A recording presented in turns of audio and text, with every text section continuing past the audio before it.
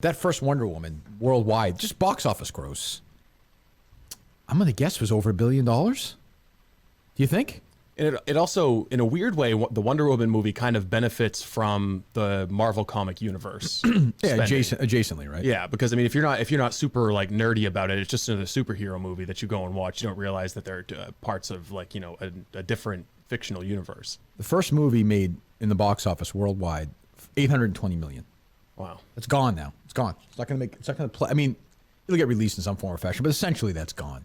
Gone. Do you think it ever comes back, or have we hit the top? Has the highest grossing box office movie ever already been released? Yeah, I think it's done now. Yeah. I think that part it just has to be. Yeah. I just think people will come back, but there are X amount of people who will never come back.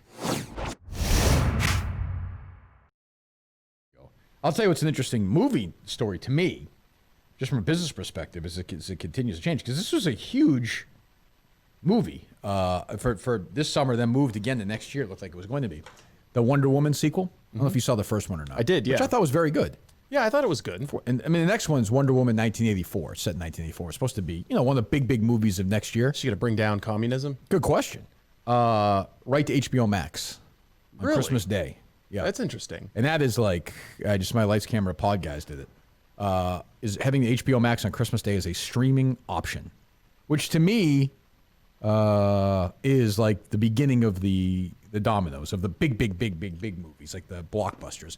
And I've been saying this for a while. If you look at the way studios look at this now, like this would almost be, I'm looking behind me, almost like their charts. Like you just can't say, well, we'll move Wonder Woman here because they have everything slotted. They have all these event movies slotted. So at some point they got to just yank it out and say, fuck it, we're going to put it here. That's going to happen with Top Gun. It's happened now with Wonder Woman. It's going to happen with the big one. I think probably maybe the biggest one potentially is the Scarlett Johansson standalone Marvel one, her character, Black Widow. Oh, yes. Yeah. Which I think they're just going to put on Disney Plus. I mean, that's a Marvel. I think the big concern though is piracy. I know, but I think at some point you're right. Because especially with like my generation, if you put something on a streaming service, it's going to be a good quality of it will be pirated within 24, 48 hours. Okay, but here's the thing though. What's their option? They can't release these movies in the theater. They'll die. Dunkirk, I think probably by a normal release worldwide versus what happened here, probably lost $500-600 million. Yeah. So, I mean, I think they have to say at some point, and the other thing is it kind of becomes, you can't hold off on these movies for 2 years and keep them on the shelf. You just can't. Yeah, so you lose interest. Yeah. And you end up spending more money on marketing to remind people that the movie is coming out. And then you've got to move everything back because you can't release Wonder Woman and then your other huge tentpole movie even 3 months later. You can't. You got to give it space. So if you put Wonder Woman on demand, traditional on demand right away, does that same piracy issue rear its head? Yeah. So, everything. I mean, if you can screen the movie on your computer, you can, or on your TV, smart TV, whatever, you can pirate it. Well, I think that's why, oddly, like Top Gun 2, in a weird way, is almost the safest of all of them on demand because it's fucking people my age and older, a lot of the crew, who don't even know how to fucking do that. Well, that's true. Like if you put Top Gun 2 tonight, they released it's going on demand Christmas Day, and it's going to be $39.99 to rent. I would rent it. I think also they could probably step up their anti-piracy measures because a lot of the things that, I mean, I wouldn't want them to do this, but I think that a lot of the ways people are illegally watching movies are aided and abetted by some of the large tech companies and the TV devices that they have. There's no question about that. Like the Amazon Fire Stick can very easily, within a few hours, be turned into a movie pirating device that you're watching movies from, South Korea, Afghanistan, wherever the server is. But it is wild. I mean, they are...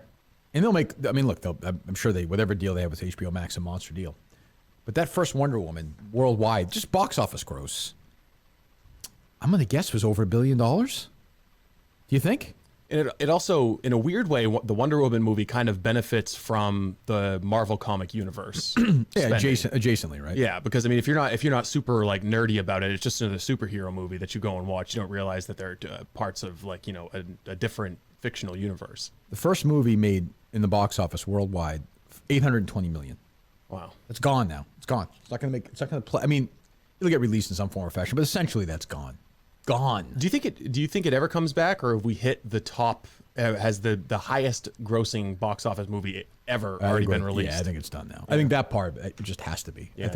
I just think people will come back, but there are X amount of people who will never come back. And I think it's a decent size. I think if it's put it this way, if it's 12%, that's huge. 14%? I might not never go to a movie theater again. But it's not out of Corona fear, right? No, no. I love it. I still love the experience, so I'll go. Yeah, I just think it's a shitty business model. I think that they've it's antiquated for sure. Well, not even antiquated. I think that they've neglected the customers. They haven't done a lot to get customer loyalty. The only thing that brings you there is being able to see a movie before all your friends have told you what's going on in it. Like that's the only thing they have is the exclusive access to a movie. Like the other parts of the experience, I know like the Super Lux tries to give you food you can order while you're there, and that's fine, whatever. But you're going to pay like $15 for a beer. You're going to pay $15 for a bag of popcorn that's got some hydrogenated like soybean oil. Well, I also think the experience now, because I think it's always been like, it's still great for the big, whether it's the Rise of Skywalker or the last Avengers movie. You can't beat the big experience. Well, now you're going to have some of those movies. Like if this happened a year ago, The Rise of Skywalker would be on Disney Plus. They would just release it on that. Yeah. You would have watched it on your nice TV at home. You would have turned all the lights off. You would have made your own popcorn. You would have had a Coke or a water or whatever. And it would have probably been pretty much the same experience. Exactly. So I think that's going to be the issue for them now. To replicate that, to say, this is an experience unique to the theater, which I still buy. Everyone younger than me is going to be like, no, I'm all set. That's the problem. And you're going to start seeing like AMC's going to, when you have the big ones, Regal, AMC start shutting down. Yeah, it reaches a critical mass when some of the larger companies, and then the theaters just get repurposed for some other use. I don't know exactly what you'd be able to turn them into, but they'll find a profitable way to put that real estate to live shows. Use. I think live shows. Live shows, perhaps. They're just recording studios. There's a number of things you could do with them. Or they're just going to tear them down. I mean, you think of think of the location of the Fenway Regal. Right. That is some prime fucking real estate. That's what I'm saying. So you knock that down and you build it up in the condos. Yeah. I mean, it's huge. Yeah, I mean, some of the theater spaces, you could probably make creative, like not even studio, but just creative apartments out of the existing layout. Probably, yeah. I mean, I'm sure somebody will try that. So it sucks. I love the little small theaters. I hate to see it die, but I don't know that it sucks. I think it's just creative destruction. I think it's a part of the capitalistic process. Sure, but I think that being said, if there's no coronavirus, Wonder Woman 1984, if it's good, makes $800 million in the theaters. Yeah, I mean, I think it hastened the process, but it was gonna happen anyways. Just because the home entertainment options are getting so much better and people are getting wise to the theater process. See, I still think it's a nice night out there. You get something to eat, and then you go across the street and go see a movie.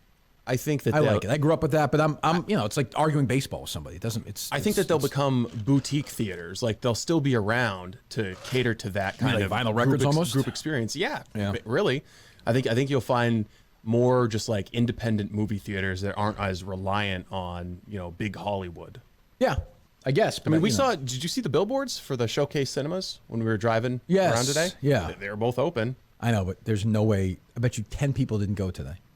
20. No way. By the way, on a freezing day where it's like, but kids are usually in school. If they're not, let's go see a movie. But no one's going to do that. I don't know. Who knows? I don't know. I miss movies.